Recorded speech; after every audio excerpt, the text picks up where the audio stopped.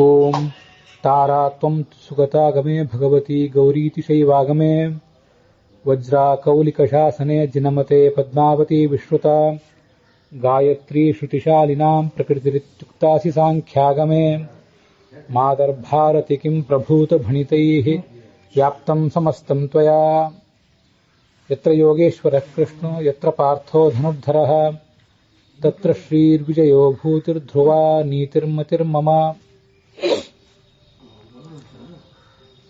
ಅರ್ಜುನ ರಥದಲ್ಲಿ ಕೂತ್ಕೊಂಡು ಕೌರವ ಮತ್ತು ಪಾಂಡವರ ಸೈನ್ಯಗಳ ನಡುವೆ ಕೃಷ್ಣನೊಂದಿಗೆ ಬಂದು ನಿಂತ್ಕೊಂಡ.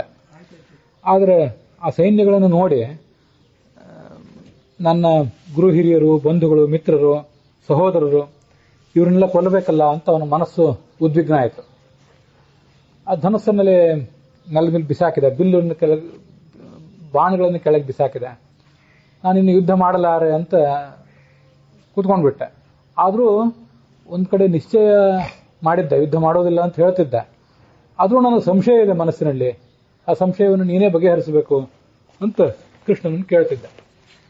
ಆಗ ಕೃಷ್ಣ ಆತನಿಗೆ ಈ ತತ್ವವನ್ನು ಬೋಧಿಸಿದ.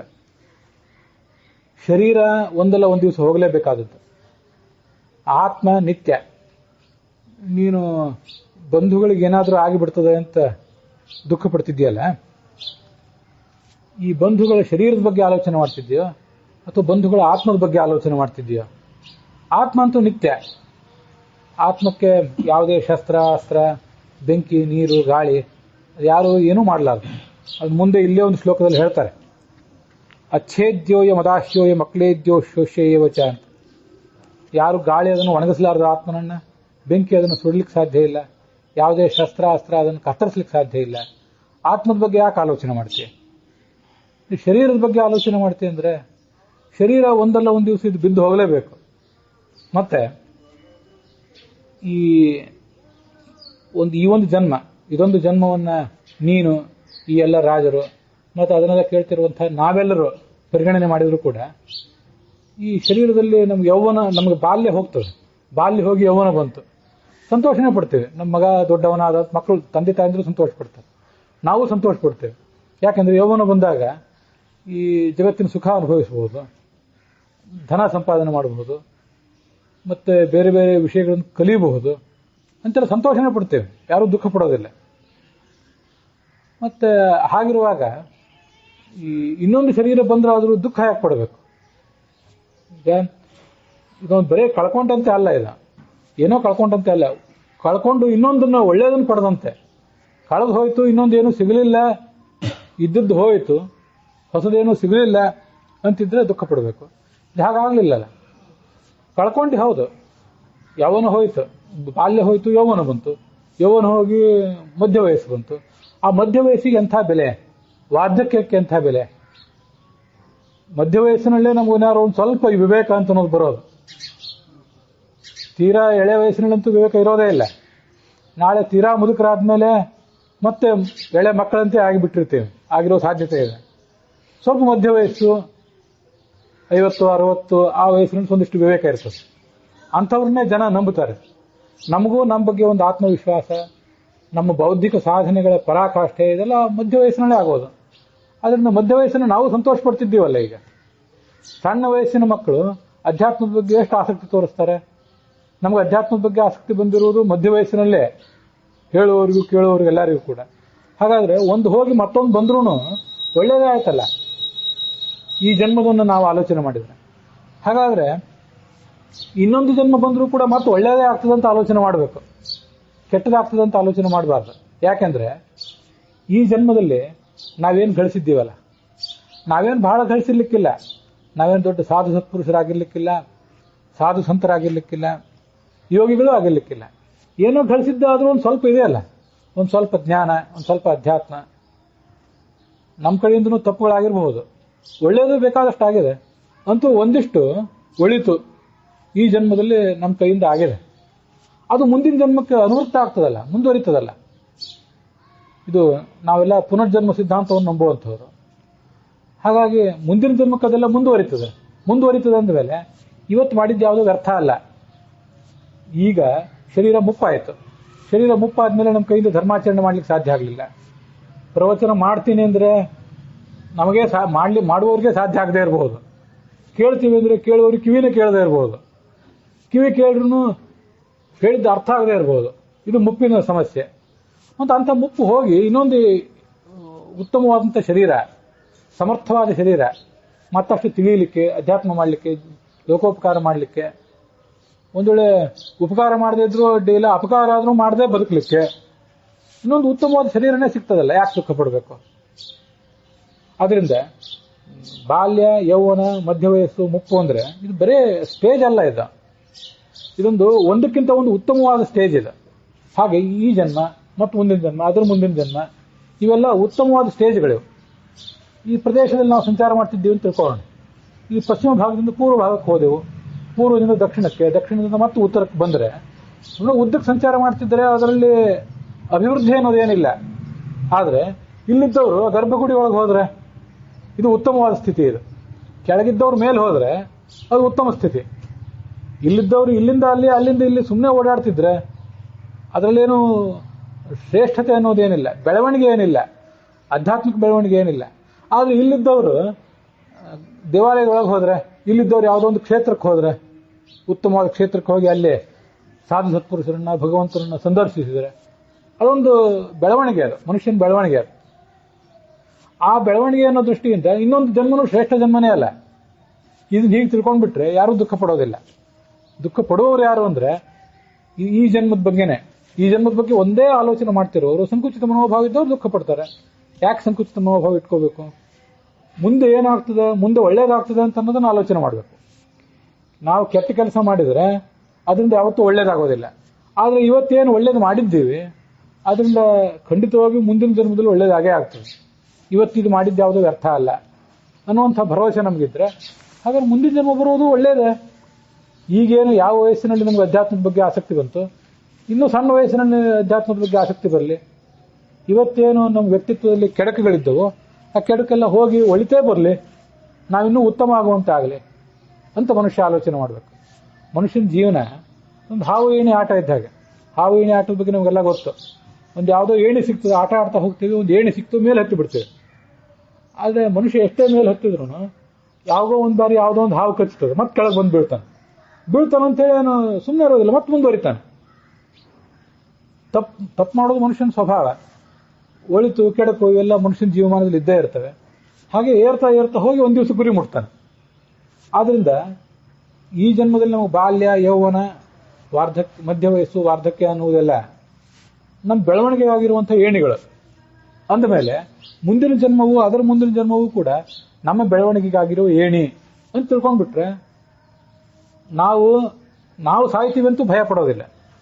ನೀವು ಇನ್ನೊಬ್ರು ಯಾರು ನಮ್ಮವ್ರು ಸಾಯುವವರಿದ್ರೆ ಅವಾಗಲೂ ನಾವು ಭಯ ಪಡೋದಿಲ್ಲ. ಅದು ಅವ್ರಿಗೆ ಮುಂದಿನ ಸ್ಟೇಜ್. ಅದು ಏಣಿ ಹತ್ತಿ ಹೋಗ್ತಿದ್ದಾರೆ, ಹೋಗ್ಲಿ ಬಿಡಿ ಅಂತೀವಿ, ಏನೂ ಭಯ ಪಡೋದಿಲ್ಲ. ಅದಕ್ಕೆ ಕೃತಕೃತ್ಯ ಪ್ರತೀಕ್ಷಂತೆ ಮೃತ್ಯುಂ ಪ್ರಿಯಮಿವಾತಿಥಿಂ ಪ್ರಾಯೇಣ ಅಕೃತಕೃತ್ಯಸ್ತು ಮೃತ್ಯೋರು ಉದ್ವಿಜತೆ ಜನ ಅಂತ ಮಹಾಭಾರತ ಮತ್ತೊಂದು ಕಡೆ ಹೇಳ್ತದೆ. ಇಡೀ ಮಹಾಭಾರತದ ಸಂಕ್ಷಿಪ್ತ ರೂಪನೇ ಭಗವದ್ಗೀತೆ. ಯಾರು ಸಾರ್ಥಕವಾದ ಬಾಳನ್ನು ಬದುಕಿದ್ದಾರೆ ಅವರು ಸಾಯ್ಲಿಕ್ಕೆ ಭಯ ಪಡೋದಿಲ್ಲ. ಯಾರು ಸಾರ್ಥಕವಾಗಿ ಬದುಕಿಲ್ಲ ಅವ್ರು ಸಾಯ್ಲಿಕ್ಕೆ ಭಯ ಪಡ್ತಾರೆ. ಯಾಕೆಂದ್ರೆ ಇನ್ನು ಅವರು ಲೋಕೋಪಕಾರ ಮಾಡಲಿಲ್ಲ, ಅಧ್ಯಾತ್ಮದಲ್ಲಿ ಏನೂ ಸಾಧನೆ ಮಾಡಲಿಲ್ಲ, ಇನ್ನಷ್ಟು ಧನ, ಸ್ಥಾನ, ಮಾನ ಇದರಲ್ಲೇ ಇದ್ರು. ಹಾಗಾಗಿ ಅವ್ರಿಗೆ ತೃಪ್ತಿ ಆಗಲಿಲ್ಲ. ಮಧ್ಯ ವಯಸ್ಸು ಬಂತು, ವಾರ್ಧಕ್ಯ ಬಂತು, ಧನ ಗಳಿಸುವ ಶಕ್ತಿ ಕಡಿಮೆ ಆಯಿತು. ಗಳಿಸ್ಬೇಕು ಅಂತಿದ್ರು ಸಾಕು ನೀವು ನಡೀರಿ ಹೊರಡ್ರಿ ಅಂತ ನಮ್ಮನ್ನು ಅವರು ಬಲಾತ್ಕಾರವಾಗಿ ನಿವೃತ್ತರನ್ನಾಗಿ ಮಾಡಿದರು. ಹಾಗಾಗಿ ನಮಗೆ ತೃಪ್ತಿ ಇಲ್ಲ, ಜನ ಅವಕಾಶ ಕೊಡ್ತಿಲ್ಲ, ನಮಗೆ ಅವಾಗ ತೃಪ್ತಿ. ನಾವು ಕೃತಕೃತ್ಯರಾಗಿ ಬದುಕದೆ ಹೋದ್ರೆ ನಮಗೆ ಭಯ, ಸಾವಿನ ಬಗ್ಗೆ ಭಯ. ಕೃತಕೃತ್ಯರಾಗಿ ಬದುಕಿದ್ದಾದ್ರೆ ಸಾವಿನ ಬಗ್ಗೆ ಏನೂ ಭಯ ಇಲ್ಲ. ಹಾಗೆ ಬದುಕಬೇಕು ಅಂತ ಹೇಳ್ತದೆ ಮಹಾಭಾರತ. ಆದ್ರಿಂದ ಸಾವಿನ, ದೇಹದ ಬಗ್ಗೆ ಭಯ ಪಡಬೇಡ, ಆತ್ಮದ ಬಗ್ಗೆನೂ ಭಯ ಪಡಬೇಡ. ಆತ್ಮ ಸಾಯುವುದೇ ಇಲ್ಲ. ದೇಹ ಸತ್ರೂ ಇನ್ನೊಂದು ಒಳ್ಳೆ ಅವಕಾಶ ಸಿಗ್ತದಲ್ಲ, ಯಾಕೆ ಭಯ ಪಡ್ತೆ? ಆದ್ರಿಂದ ಏನೂ ವಿಚಾರ ಮಾಡಬೇಕಾದ್ದಿಲ್ಲ. ನಮ್ಮ ಹುಡುಗನಾದವನು ಈ ಊರಿನಲ್ಲಿ ಬಾಲ್ಯದಿಂದ ಆರಂಭಿಸಿ 10ನೇ ತರಗತಿ 12ನೇ ತರಗತಿವರೆಗೂ ಓದಿದ. ಇದು ಕೊನೆ ತನಕ ಇವನು ಇಲ್ಲೇ ಇರಬೇಕಂದ್ರೆ ಅವನಿಗೆ ಉದ್ಯೋಗ ಅವಕಾಶ ಹೇಗೆ? ಅವನು ಧನ ಗಳಿಸೋದು ಯಾವಾಗ? ಅವನು ಈ ಊರು ಬಿಟ್ಟು ಇನ್ನೊಂದು ಊರಿಗೆ ಹೋಗ್ತದೆ, ಸಮೀಪದ ಊರಿಗೆ ಹೋಗಿ ಅಲ್ಲೇ ಮುಂದಿನ ವಿದ್ಯಾಭ್ಯಾಸ ಮಾಡಿದ. ಮತ್ತೊಂದು ಬಾರಿ ಉದ್ಯೋಗ ಅವಕಾಶಕ್ಕಾಗಿ ಮತ್ತೂ ದೂರದ ಊರಿಗೆ ದೂರದ ದೇಶಕ್ಕೆ ಹೋಗ್ಬೇಕಾದ ಪ್ರಸಂಗ ಬಂದ್ರೆ ನಮ್ಮ ಹುಡುಗ ಆ ದೇಶದಲ್ಲಿದ್ದಾನ್ರಿ, ಈ ಊರಿನಲ್ಲಿದ್ದಾನ್ರಿ ಅಂತ ನಾವೇ ಸಂತೋಷ ಪಡ್ತಿರ್ತೇವೆ. ಹಾಗಾದ್ರೆ ನಮ್ಮ ಕಣ್ಮುಂದೆ ಆಡ್ತಿದ್ದಂಥ ಎಳೆ ಮಗು ಅದು ಶಾಲೆಗೆ ಹೋಗಲಿಕ್ಕೆ ಶುರು ಮಾಡಿತ್ತು, ಬೆಳಿಗ್ಗೆ 10ರಿಂದ ಸಂಜೆ 5ಕ್ಕೆ. ಆಮೇಲೆ ಕೆಲವು ಕಾಲ ಆದ್ಮೇಲೆ 2-3 ತಿಂಗಳು 4-5 ತಿಂಗಳು ಅದ್ರ ಭೇಟಿನೇ ಇಲ್ಲ, ಇನ್ನೊಂದು ಊರಿಗೆ ಹೋಯ್ತು.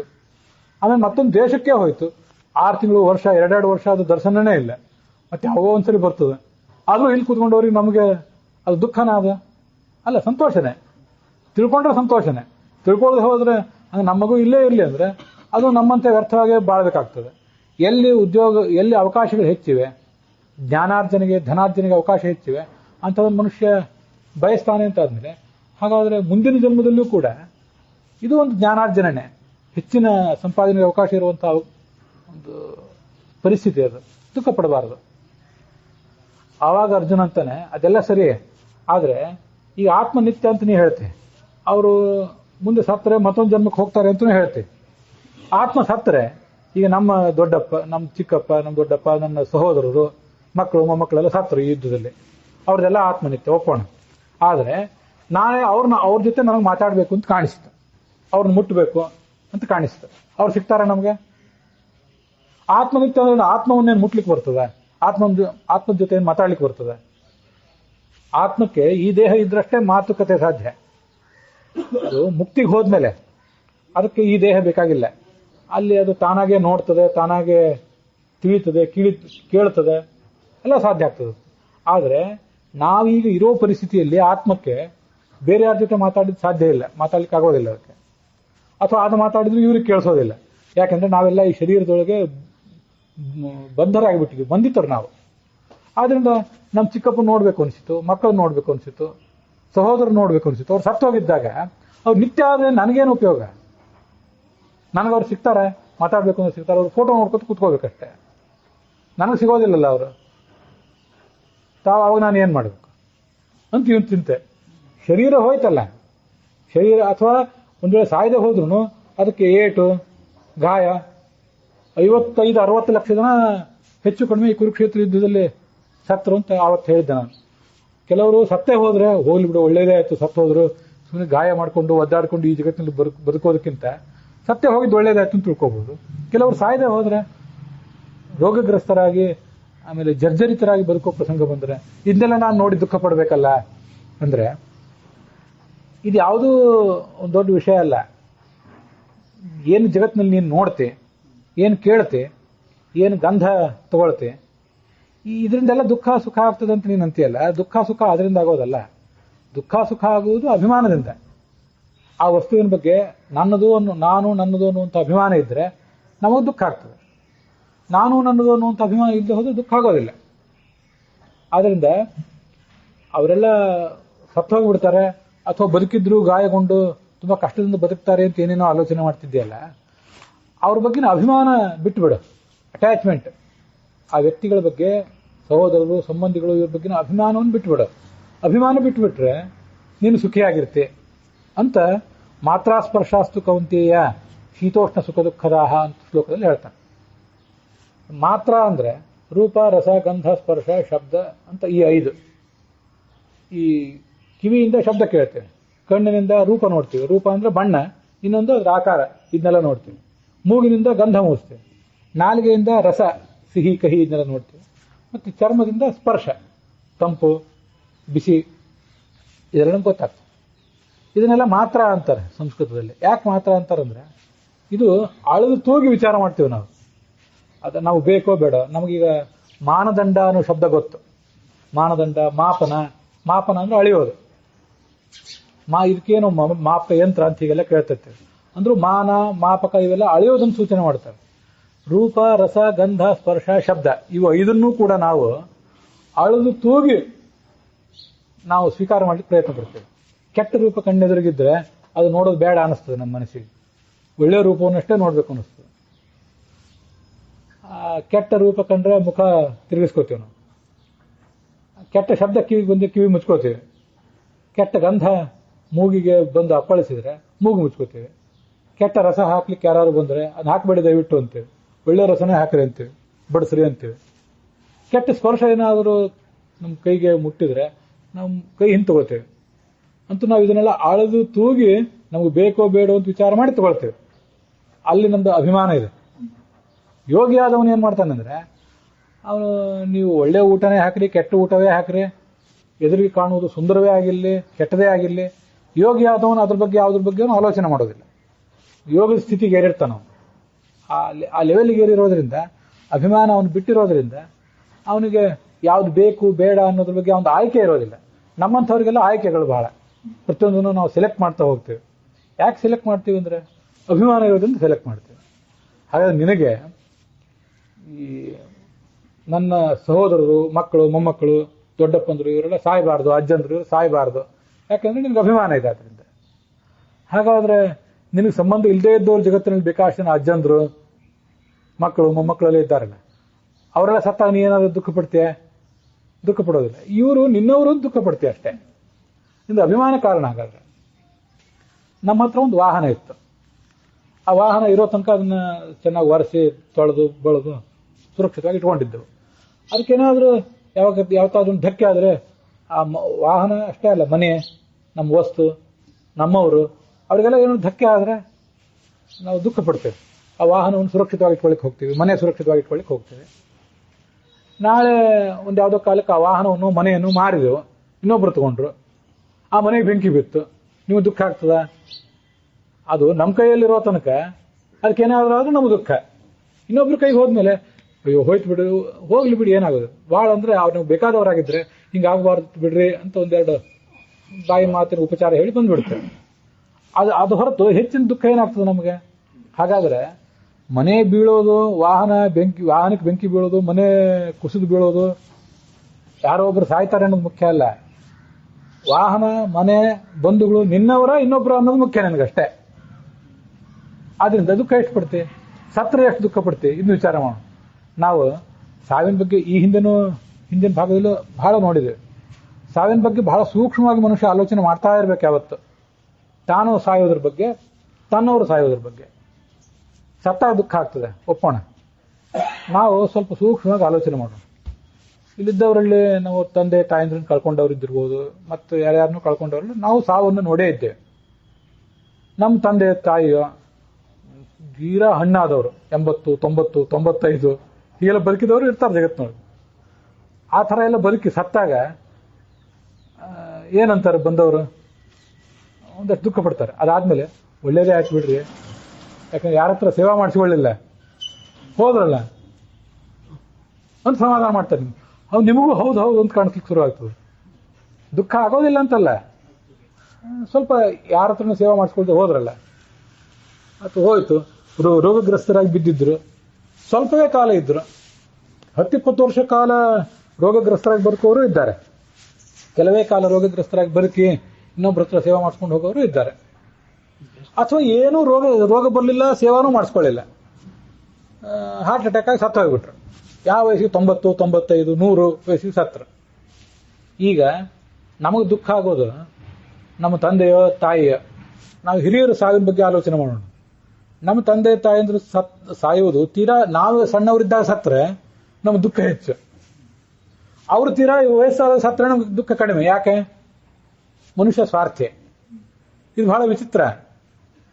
ನಾನು ತೀರಾ ಸಣ್ಣವನಿದ್ದಾಗ 20-30 ವಯಸ್ಸು, ಇನ್ನೂ ನನ್ನ ಜೀವಮಾನಕ್ಕೊಂದು ನೆಲೆನೇ ಬಂದಿಲ್ಲ, ನನ್ನ ಕಾಲ ಮೇಲೆ ನಾನು ನಿಂತಿಲ್ಲ, ಅಂತಾದ್ರೂ ನಮ್ಮ ತಂದೆ ತಾಯಿನ ಯಾರು ಸತ್ತು ಬಿಟ್ರೆ ನಾನು ನೋಡ್ಕೊಳ್ಳೋದು ಯಾರು ಅಂತ ಚಿಂತೆ ಇವನಿಗೆ. ನನಗೆ ಮದುವೆ ಆಯ್ತು, ಮಕ್ಕಳಾದ್ರು, ನಮ್ಮವ್ರು ಹಿರಿಯರು ಆ ಮಕ್ಕಳದು ಎಲ್ಲ ಮುಖ ನೋಡಿದ್ರು. ಕೆಲವರು ಇನ್ನೂ ಹಿರಿಯರಾದವರು ಮಕ್ಕಳು ಮೊಮ್ಮಕ್ಕಳ ಮದುವೆನೂ ನೋಡಿ ಸತ್ತಿರ್ತಾರೆ, ಬರೀ ಮಕ್ಕಳಾಗಿದ್ದು ನೋಡಿ ಸತ್ತಿರ್ತಾರೆ. ತೀರಾ 90, 95, 100 ಆದ್ಮೇಲೆ ಸತ್ತರೆ ನಾವೆಷ್ಟು ದುಃಖ ಪಡ್ತೇವೆ? ನಮ್ಮ ತಂದೆ ತಾಯಿ ಹೋದ್ರು ಬಹಳ ದುಃಖ ಪಡ್ತೇವೆ ಅಂತ ನಾವು ಅನ್ಕೋತೇವೆ, ಬಂಧುಗಳು ಹೋದ್ರು ದುಃಖ ಪಡ್ತೇವೆ ಅಂತ ಹೇಳ್ತೇವೆ. ದುಃಖ ಆಗಿಯೇ ಆಗ್ತದೆ. ಎಷ್ಟು ದುಃಖ ಆಗ್ತದೆ? ನಮ್ಮ ಎಳೆಯ ವಯಸ್ಸಿನಲ್ಲಿ ಅವ್ರು ಸತ್ತಾಗ ಎಷ್ಟು ದುಃಖ ಆಗ್ತದ, ಅವ್ರದೇ ಹಣ್ಣಾದ ವಯಸ್ಸಿನಲ್ಲಿ ಸತ್ತ ನಮ್ಗೆ ಅಷ್ಟು ದುಃಖ ಆಗ್ತದ? ಆಗೋದಿಲ್ಲ. ಕಾರಣ ಏನು? ಅವ್ರಿಂದ ಹೆಚ್ಚು ನಮ್ಗೆ ಆಗ್ಬೇಕಾದ್ದಿಲ್ಲ, ಯಾಕಂದ್ರೆ ನಮ್ಮದೇ ಮುಗಿಲಿಕ್ಕೆ ಬಂದಿದೆ. ಹಾಗಾದ್ರೆ ಮನುಷ್ಯನ ಸ್ವಾರ್ಥ ಮುಖ್ಯ ಅಷ್ಟೇ. ಇದು ಸುಳ್ಳೇನಲ್ಲ, ಮನುಷ್ಯ ಇರೋದೇ ಹೀಗೆ. ಎಲ್ಲ ಈ ಯಾವ ಊರಿಗೆ ಹೋದ್ರು, ಯಾವ ಜನಜಾತಿ ವರ್ಗ, ಯಾವುದೇ ದೇಶಕ್ಕೆ ಹೋದ್ರು ಜನ ಹೀಗೇನೆ ದುಃಖ ಪಡೋದಿಲ್ಲ. ಅವ್ರ ಬಗ್ಗೆ ನಾವು ದುಃಖ ಪಡೋದಿಲ್ಲ. ಹಾಗೆ ನಾವು ಕೂಡ ನಮ್ಮ ವಯಸ್ಸು ಮಾಗ್ತಾ ಮಾಗ್ತಾ ಬಂದಂತೆ ನಾನು ಈಗ ಇದ್ದೀನಿ, ಇವ್ರ ಯೋಗಕ್ಷೇಮ ನೋಡ್ಕೊಳ್ತಿದ್ದೀನಿ. ನಾಳೆ ಒಂದು ದಿವಸ ನಾನು ಹೋಗ್ಬೇಕು. ನಾನು ಹೋದ್ಮೇಲೆ ಏನಾದ್ರು ನಿಲ್ತದೇನು? ಏನೂ ನಿಲ್ಲೋದಿಲ್ಲ. ಎಲ್ಲ ಜಗತ್ತಿನೊಳಗೂ ಎಲ್ಲ ದೊಡ್ಡ ಆಡಳಿತಗಾರರು, ಸನ್ಯಾಸಿಗಳು ಎಲ್ಲರೂ ಹೋದ್ರಲ್ಲ. ಹೋದ್ಮೇಲೂ ಜಗತ್ತು ನಡೆದೇ ಇದೆ. ನಿಂತಿದೆ ಯಾವುದು ಈ ಜಗತ್ತಿನೊಳಗೆ? ಏನೂ ನಿಂತಿಲ್ಲ. ಹಾಗಾದ್ರೆ ನಮಗೆ ದುಃಖ ಆಗೋದು ಅಭಿಮಾನದಿಂದ.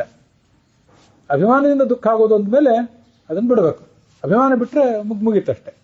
ಇವ್ರು ನಮ್ಮ ದೊಡ್ಡಪ್ಪ, ಇವತ್ತು ನಮ್ಮ ಅಜ್ಜ, ನಮ್ಮ ಸಹೋದರರು, ದುರ್ಯೋಧನಾದಿಗಳು ನಮ್ಮ ಸಹೋದರರು, ಮತ್ತೆ ಯಾರೋ ಮೊಮ್ಮಕ್ಕಳಿದ್ದಾರೆ, ಮಕ್ಕಳಿದ್ದಾರೆ ಅಂತ ಅಭಿಮಾನದಿಂದಾಗಿ ದುಃಖ ಪಡ್ತಿದ್ದೆ. ಅಭಿಮಾನ ಬಿಟ್ಬಿಡು, ದುಃಖ ಹೋಗ್ತದೆ. ಅಭಿಮಾನ ಅಂತ ಅನ್ನೋದು ಅಲ್ಲಿ ಕಾರಣ. ಅಲ್ಲಿ ಮಾತ್ರ ಸ್ಪರ್ಶಾಸ್ತು ಅಂತ ಹೇಳ್ತಾರೆ. ಸ್ಪರ್ಶ ಅಂದ್ರೆ ಏನು? ಸ್ಪರ್ಶ ಅಂದ್ರೆ ಇಂಗ್ಲಿಷ್ನಲ್ಲಿ ಕೂಡ ಟಚ್ ಅಂತೆ. ಟಚ್ ಅಥವಾ ಕನೆಕ್ಷನ್, ಕಾಂಟ್ಯಾಕ್ಟ್. ರೂಪದ ಜೊತೆಗೆ ಕಣ್ಣಿಗೆ ಸಂಪರ್ಕ, ಶಬ್ದದ ಜೊತೆಗೆ ಕಿವಿಗೆ ಸಂಪರ್ಕ. ಆ ಸಂಪರ್ಕವನ್ನೆಲ್ಲ ಇಲ್ಲಿ ಸಂಪರ್ಕವನ್ನು ಹೇಳಲಿಕ್ಕೆ ಸಂಸ್ಕೃತದಲ್ಲಿ ಸಂಘ ಅಂತನೂ ಹೇಳ್ತಾರೆ. ಸಂಘ ಅಂತ ಶಬ್ದನೂ ಹೇಳ್ಬೋದಿತ್ತು ಇಲ್ಲಿ. ಅದನ್ನು ಬಿಟ್ಟು ಕೃಷ್ಣ ಸ್ಪರ್ಶ ಅಂತ ಹೇಳಿದ. ಸ್ಪರ್ಶ ಅಂತ ಯಾಕೆ ಹೇಳಿದ ಅಂದ್ರೆ ಸಂಘಕ್ಕಿಂತ ಸ್ಪರ್ಶ ಅಂತ ಅನ್ನೋದು ಶಬ್ದ ಹೆಚ್ಚು ಪವರ್ಫುಲ್. ಅದು ಸ್ಪರ್ಶ ಅನ್ನೋ ಶಬ್ದವೇ ಅಭಿಮಾನ, ಅಟ್ಯಾಚ್ಮೆಂಟ್, ಅಫೆಕ್ಷನ್ ಇದನ್ನೆಲ್ಲ ತೋರಿಸ್ತದೆ. ಆದ್ರಿಂದ ಸ್ಪರ್ಶ ಅಂತ ಅವನು ಹೇಳಿದ. ಈ ನಮಗೆ ಆ ವಸ್ತುವಿನ ಬಗ್ಗೆ ಅಂಥ ರೂಪ, ರಸ, ಗಂಧ, ಸ್ಪರ್ಶ ಅದು ನನ್ನವರಲ್ಲಿ ಇರಬೇಕಾದ ಗುಣ, ಇರಬಾರ್ದಾದ ಗುಣ. ಈ ವ್ಯಕ್ತಿ ನನ್ನವನ, ಇನ್ನೊಬ್ಬರವನ, ಈ ಎಲ್ಲದ್ರ ಬಗ್ಗೆ ನಾವು ಆಲೋಚನೆ ಮಾಡ್ತಿರ್ತೀವಲ್ಲ. ಇಂಥದ್ದೊಂದು ಅಭಿಮಾನ ಅಲ್ಲಿರ್ತದಲ್ಲ, ಅಭಿಮಾನ, ಪ್ರೀತಿ ಏನಿರ್ತದಲ್ಲ ನಮ್ಮ ವಸ್ತುಗಳು ಮತ್ತು ನಮ್ಮವ್ರ ಬಗ್ಗೆ, ಅದನ್ನೆಲ್ಲ ಆ ಟಚ್ ಅನ್ನೋ ಶಬ್ದ ತೋರಿಸ್ತದೆ. ಸಂಸ್ಕೃತದಲ್ಲೂ ಅಷ್ಟೇ, ಇಂಗ್ಲಿಷ್ನಲ್ಲೂ ಅಷ್ಟೇ, ಕನ್ನಡದಲ್ಲೂ ಸ್ಪರ್ಶ ಅನ್ನೋ ಶಬ್ದವನ್ನು ಸ್ಪರ್ಶ ಅಂತಲೇ ತಗೊಳ್ತೇವೆ. ಅದನ್ನು ನಾವು ಸ್ಪರ್ಶ ಅಂತ ಹೇಳಿದೆ. ಮತ್ತೆ ನಾವು ಸುಖ ದುಃಖ ಇಷ್ಟರ ಬಗ್ಗೆ ಎಲ್ಲ ಆಲೋಚನೆ ಮಾಡ್ತೀವಲ್ಲ. ನಾವು ಎಚ್ಚರ ಇದ್ದಾಗ ನಮ್ಗೆ ಸುಖ ದುಃಖ, ನಾವು ಮಲ್ಕೊಂಡಿದ್ದಾಗ ನಮ್ಗೇನಾದ್ರು ಸುಖ ದುಃಖ ಆಗ್ತದೆ? ಇದು ನಾವೆಂದಾದ್ರೂ ನೋಡಿದ್ದೇವೆ?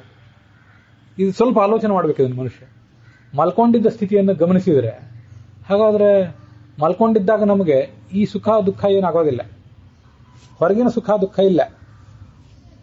ನಾವು ಮಲ್ಕೊಂಡಿದ್ದಾಗ ತುಂಬಾ ಸುಂದರವಾದ ರೂಪ ನಮ್ಮ ಕಣ್ಣೆದುರಿಗೆ ಬಂದು ನಿಂತ್ರು ನಮಗೇನಾದ್ರೂ ನೋಡ್ಬೇಕು ಅಂತ ಅನಿಸ್ತದ? ಇಲ್ಲ. ಭಯಂಕರವಾದ ಶಬ್ದ ಕೇಳಿ ಬಂದ್ರೆ ಎಚ್ಚರ ಆಗ್ತದೆ.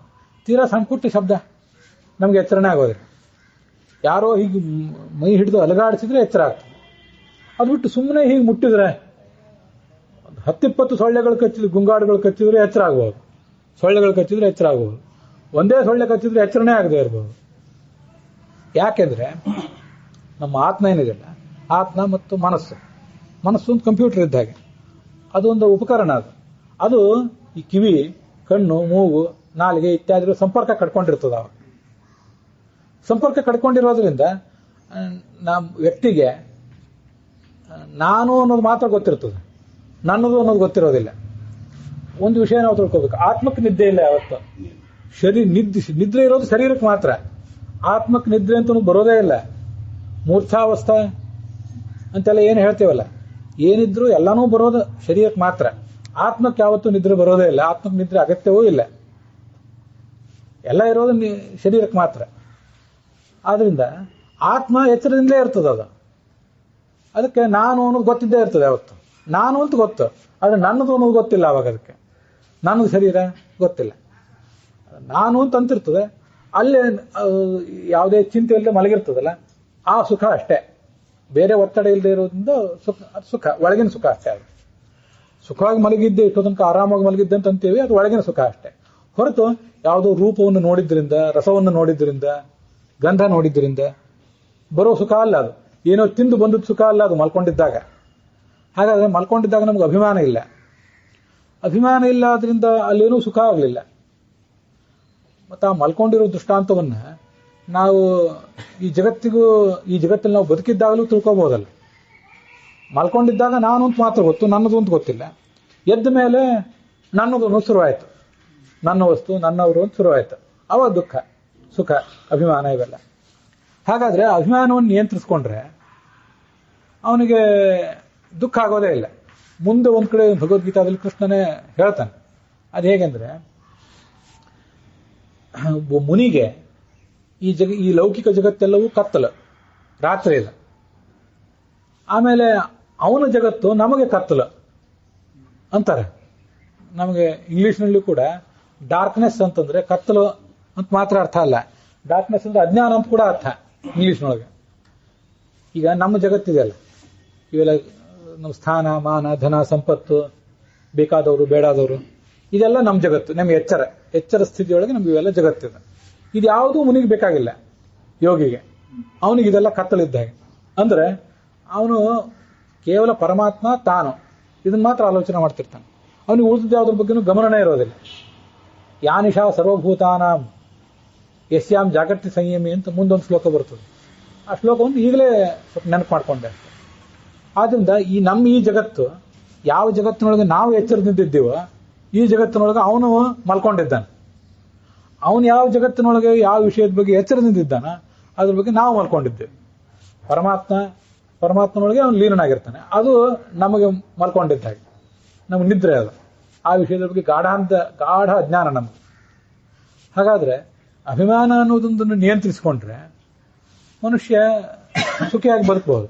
ನಿನ್ನವ್ರು ಸಾಯ್ತಾರೆ, ಇನ್ನವ್ರ ದುಃಖ, ಅವ್ರು ಯಾರೋ ಗಾಯಗೊಳ್ತಾರೆ ಅಂತ ಯಾವುದೂ ವಿಚಾರ ಮಾಡಬೇಡ. ಅದೆಲ್ಲ ಈ ಜಗತ್ತಿನೊಳಗೆ ಇದ್ದದ್ದೇ. ಅಭಿಮಾನವನ್ನು ನಿಯಂತ್ರಿಸ. ಜಗತ್ತಿನೊಳಗೆ ಬೇರೆ ಯಾರ್ಯಾರೋ ಸಾಯೋರು ಇರ್ತಾರೆ. ಇವ್ ಬೆಳಿಗ್ಗೆ ಎದ್ದು ಪೇಪರ್ ನೋಡಿದ ಕೂಡಲೇ ಅದ್ಯಾವುದೋ ಊರಿನಲ್ಲಿ ಯಾರೋ ಜನ ಸತ್ತರು ಅಂತ ನಾವೇನು ಗಳಗಳ ಅಳ್ತೀವೇನು ಇಲ್ಲ, ಯಾಕಂದ್ರೆ ನಮ್ಗೆ ಅವ್ರ ಬಗ್ಗೆ ಅಭಿಮಾನ ಇಲ್ಲ. ಬಹಳ ದೊಡ್ಡ ಉದಾರ ಹೃದಯದವನಾಗಿದ್ರೆ ಪಾಪ ಹಾಗಾಯ್ತಲ್ಲ, ಹಾಗಾಗಬಾರ್ದಿತ್ತು ಅವ್ರಿಗೆ ಅಂತ ಒಂದಿಷ್ಟು ದುಃಖ ಪಡ್ತಾನೆ, ಇಲ್ಲ ಅಂತಲ್ಲ. ಆದ್ರೆ ಸಾಮಾನ್ಯವಾಗಿ ನಮಗೆ ನಮ್ಮವ್ರ ಬಗ್ಗೆ ಅಭಿಮಾನ ಇರ್ತದೆ, ನಮ್ಮ ಮನೆಯವ್ರ ಬಗ್ಗೆ ನಮ್ಮ ಬಗ್ಗೆ ಅಭಿಮಾನ ಹೆಚ್ಚು, ಅದ್ರೊಳಗೂ ನನ್ನ ಬಗ್ಗೆ ಅಭಿಮಾನ ಹೆಚ್ಚು, ನನ್ನ ಮನೆಯವ್ರ ಬಗ್ಗೆ ಮತ್ತಷ್ಟು ಅಭಿಮಾನ ಕಡಿಮೆ. ಮನುಷ್ಯ ಸ್ವಾರ್ಥಿ. ನನಗಿಂತ ನನ್ನವ್ರ ಬಗ್ಗೆ ಕಡಿಮೆ, ನನ್ನವರಿಗಿಂತ ಸ್ವಲ್ಪ ಇನ್ನೂ ದೂರದಲ್ಲಿದ್ದವರು, ದೂರದ ಸಂಬಂಧಿಕರು, ದೂರದ ಬಂಧು ಮಿತ್ರರು, ಅವ್ರ ಬಗ್ಗೆ ಮತ್ತಷ್ಟು ಅಟ್ಯಾಚ್ಮೆಂಟ್ ಕಡಿಮೆ. ಹೀಗೆ ದೂರ ಹೋದಂತೆ ಅವನ ಅಟ್ಯಾಚ್ಮೆಂಟ್ ಕಡಿಮೆ ಆಗ್ತಾ ಹೋಗ್ತದೆ, ಅಭಿಮಾನ ಕಡಿಮೆ ಆಗ್ತಾ ಹೋಗ್ತದೆ, ದುಃಖನೂ ಕಡಿಮೆ ಆಗ್ತದೆ. ಮತ್ತೆ ಅದನ್ನೇ ಇಲ್ಲೂ ನಾವು ತಿಳ್ಕೊಂಡ್ರೆ ಮತ್ತೆ ನಮ್ಗೆ ಅಭಿಮಾನ ಕಡಿಮೆ ಆಗ್ತದೆ. ಅದನ್ನೆಲ್ಲ ಬೇಕಾಡ್ಸಿನ ದಾಸರು ಶರಣರು ಹೇಳೇ ಇದ್ದಾರೆ. ಇವನ್ ಯಾರವ ಅಂತ ಅನ್ಬೇಡ, ಇವನ್ ನನ್ನವ ಅಂತ ಅನ್ನು. ಹಾಗಾದ್ರೆ ಇವನು ನನ್ನವನು, ಅವನು ನಮ್ಮವನು ಅಲ್ಲ ಅಂತ ನಾವು ಆಲೋಚನೆ ಮಾಡಿದ್ರೆ ನಮ್ಗೆ ದುಃಖ ಆಗಿದ್ದು. ಅವನು ನಮ್ಮವನೇ, ಇವನು ನಮ್ಮವನೇ, ಅಥವಾ ಇವನು ನಮ್ಮವನಲ್ಲ ಅವನು ನಮ್ಮವನಲ್ಲ. ದೇವರು ನಾನು ಭಗವಂತ ಪ್ರತಿಬಿಂಬ, ನಾನು ಪ್ರತಿಬಿಂಬ, ಇದಿಷ್ಟು ಸತ್ಯ. ಉಳಿದಂತ ವಿಚಾರ ಮಾಡಿದರೆ ಇವ್ರು ಯಾರೂ ನನ್ನವರಲ್ಲ ಅಥವಾ ಎಲ್ಲರೂ ನನ್ನವರೇ ಅಂತ ಆದಾಗ ದುಃಖ ಕಡಿಮೆ ಆಗ್ತದೋ ಇಲ್ಲ. ಅದೇ ಅಭಿಮಾನ ಬಿಡೋದು. ಅದನ್ನ ಎಲ್ಲ ಮಹಾಪುರುಷರು ಹಿಂದೆ ಹೇಳೇ ಇದ್ದಾರೆ. ಹಾಗೆ ಅಭಿಮಾನವನ್ನು ನಿಯಂತ್ರಿಸಿಕೊಂಡ್ರೆ ನಿನಗೆ ಯಾರು ಯುದ್ಧದಲ್ಲಿ ಸತ್ತರೇನು ಅಥವಾ ಯಾರು ಗಾಯಗೊಂಡ್ರೇನು, ಯಾರಿಗೇನಾದರೂ ಮಾನಸಿಕವಾಗಿ ದುಃಖ ಆದ್ರೇನು, ನಿನಗೆ ಅದರಿಂದ ಏನೂ ಆಗೋದಿಲ್ಲ. ನೀನು ನಿನ್ನ ಕರ್ತವ್ಯ ಅಂತ ಅದನ್ನು ಮಾಡ್ತೀಯ. ಈ ಸುಖ ದುಃಖಗಳು ಯಾರ ಮೇಲೆ ಪರಿಣಾಮನೇ ಬೀರೋದಿಲ್ವ ಅಂಥ ಪುರುಷ ಅವನು. ಪುರುಷ ಅಂತಂದ್ರೆ ಗಂಡಸು ಅಂತ ಅರ್ಥ ಅಲ್ಲ. ಇದು 2ನೇ ಅಧ್ಯಾಯದ 15ನೇ ಶ್ಲೋಕ. ಪುರುಷ ಅಂದ್ರೆ ಗಂಡಸೇನಲ್ಲ, ಇದು ಪುರ. ಈ ಶರೀರ ಅನ್ನೋದು ಪಟ್ಟಣ. ಇದು ಈ ಪಟ್ಟಣದೊಳಗಿರುವಂಥ ವ್ಯಕ್ತಿ ಹೆಣ್ಣೆ ಇರ್ಬೋದು ಗಂಡೇ ಇರ್ಬೋದು, ಅವನು ಪುರುಷನೇ ಅವನು. ಮತ್ತೆ ಪುರ ಅಂದ್ರೆ ಪರಮಾತ್ಮ, ಗುಣಾಧಿಕ ಸರ್ವಶ್ರೇಷ್ಠನಾದವನು ಪರಮಾತ್ಮ. ಆ ಪರಮಾತ್ಮನನ್ನು ತಿಳ್ಕೊಳ್ಳೋದ್ರಿಂದ ಈ ಜೀವ ಇವನು ಪುರುಷ. ಪರಮಾತ್ಮನನ್ನು ತಿಳ್ಕೊಂಡ್ರೆ ಸ್ತ್ರೀಯೂ ಪುರುಷನೇ, ಪರಮಾತ್ಮನನ್ನು ತಿಳ್ಕೊಂಡ್ರೆ ಪುರುಷನೂ ಪುರುಷನೇ. ಪರಮಾತ್ಮನ ತಿಳಿಯೋ ಪ್ರಯತ್ನ ಪಡದೆ ಹೋದ್ರೆ ಪುರುಷನೂ ಪುರುಷನಲ್ಲ, ಸ್ತ್ರೀಯೂ ಪುರುಷನಲ್ಲ. ಆದ್ರಿಂದ ಇಲ್ಲಿ ಪುರುಷ ಅಂತ ಹೇಳಿದ್ದು ಈ ಶರೀರ ಅನ್ನೋ ಪಟ್ಟಣದೊಳಗಿರುವ ಜೀವ, ಪರಮಾತ್ಮನನ್ನು ತಿಳಿಯಲಿಕ್ಕೆ ಪ್ರಯತ್ನ ಪಡುವ ಜೀವ. ಅದಕ್ಕಾಗಿ ಅವನನ್ನು ಆ ಥರ ಹೇಳಿದ್ರು. ಅವನಿಗೆ ಅದು ದುಃಖ ಸುಖ ಇವೆಲ್ಲ ಸಮಾನ. ಅವನಿಗೇನು ಅದರಿಂದ ಪರಿಣಾಮವೇ ಆಗೋದಿಲ್ಲ ಅಂತ. ಇಷ್ಟು ಸುಖವಾಗಿ ಅವನು ಬದುಕ್ತಾನೆ, ಹಾಗೆ ಬದುಕುವ ಪ್ರಯತ್ನ ಪಡು ಅಂತ ಕೃಷ್ಣ ಅವನಿಗೆ ಉಪದೇಶ ಮಾಡಿದ. ಮತ್ತು ಏನು ಮುಂದೆ ಉಪದೇಶ ಮಾಡಿದ? ಒಳಿತಿನಿಂದ ಯಾವತ್ತೂ ಕೆಡಕಿಲ್ಲ, ಕೆಡಕಿನಿಂದ ಒಳಿತಿಲ್ಲ ಅಂತ ಅನ್ನೋದನ್ನು ಮುಂದಿನ ಶ್ಲೋಕದಲ್ಲಿ ಹೇಳ್ತಾನೆ. ಈ ಆತ್ಮ ನಿತ್ಯ ಅಂತ ಅನ್ನೋದ್ರ ಬಗ್ಗೆ ಮತ್ತಷ್ಟು ಹೇಳ್ತಾನೆ. ಅದನ್ನ ಮುಂದಿನ ಭಾಗದಲ್ಲಿ ನೋಡೋಣ.